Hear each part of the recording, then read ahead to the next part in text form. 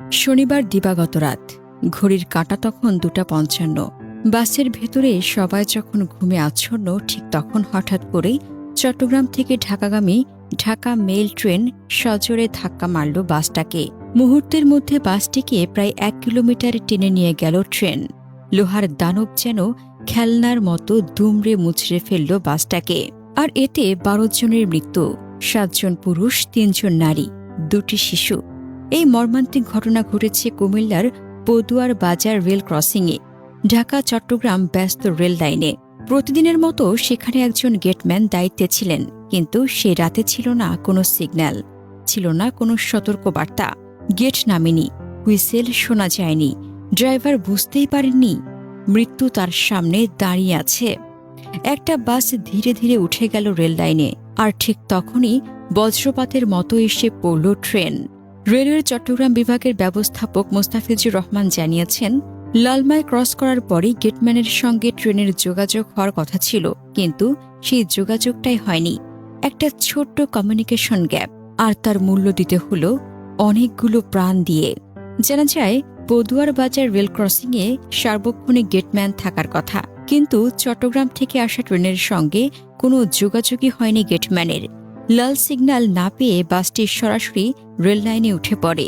রেলওয়ের চট্টগ্রাম বিভাগীয় ব্যবস্থাপক মোস্তাফিজুর রহমান স্বীকার করেছেন, ট্রেন যখন লালমাই ক্রস করে তখনই গেটম্যানের সিগন্যাল পাওয়ার কথা, কিন্তু কমিউনিকেশন গ্যাপ হয়ে যায়। যখন যোগাযোগ হলো ততক্ষণে বাস ট্রেনের মুখে পড়ে গেছে। 2 গেটম্যানকে বরখাস্ত করা হয়েছে, 3টি তদন্ত কমিটি গঠন করা হয়েছে।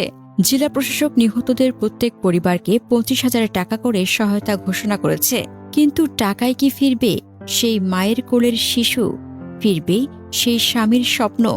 এই ঘটনা শুনে কুমিল্লার এমপি সরাসরি ফোন করেন রেলমন্ত্রীর কাছে। ফোনে এক প্রকার কেঁদেই ফেলেন কুমিল্লার এমপি। অতি দ্রুত তদন্ত করে দোষীদের বিচারও চান কুমিল্লার এই এমপি।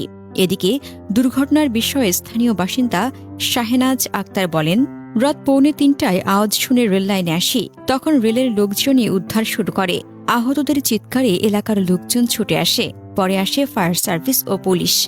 আহত যাত্রীরা জানান, ঢাকাগামী 1UP ট্রেন কুমিল্লা নগরীর পদুয়ার বাজার রেল ক্রসিং এলাকায় পৌঁছালে চট্টগ্রাম অভিমুখী মামুন স্পেশাল পরিবহনের একটি বাসের সাথে সংঘর্ষ ঘটে। বাসটি চুয়াডাঙ্গা থেকে লক্ষ্মীপুরের দিকে যাচ্ছিল বলে জানা গেছে। ট্রেনের যাত্রী ও স্থানীয়রা অভিযোগ করেন, রেলগেটের সিগন্যাল ম্যানের অবহেলার কারণে এই দুর্ঘটনা ঘটেছে। দুর্ঘটনার পর জরুরি সেবা 999 নম্বরে অনেকবার ফোন দিলেও কেউ কল রিসিভ করেনি। ফায়ার সার্ভিসের উপসহকারী পরিচালক মোহাম্মদ ইদ্রিস বলেন, বাস চালকের ভুলের কারণে এ ঘটনা ঘটেছে বলে আমরা প্রাথমিকভাবে ধারণা করছি।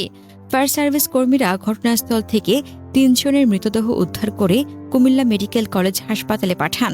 তার আগেই পুলিশ ও স্থানীয় লোকজন আরও কয়েকটি লাশ উদ্ধার করে হাসপাতালে পাঠায়।